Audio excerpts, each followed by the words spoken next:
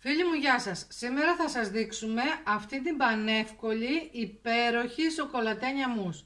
Πάμε να τη δούμε. Θα χρειαστούμε 4 πακέτα Oreo, μία κούπα γάλα, ένα κουτί ευαπορέ, 400 γραμμάρια και 2 κουβερτούρες των 125 γραμμαρίων. Ρίχνουμε το γάλα σε ένα κατσαρολάκι και την κουβερτούρα σε σιγανή φωτιά μέχρι να λιώσει. Ρίχνουμε μέσα στο μπισκότο το γάλα ευαπορέ. Τόσο εύκολο γλυκό. Ρίχνουμε τώρα και τη λιωμένη σοκολάτα. Θα γίνει μια τέλεια μους. Γεμίζουμε τώρα τα μπολάκια μας με τη μους.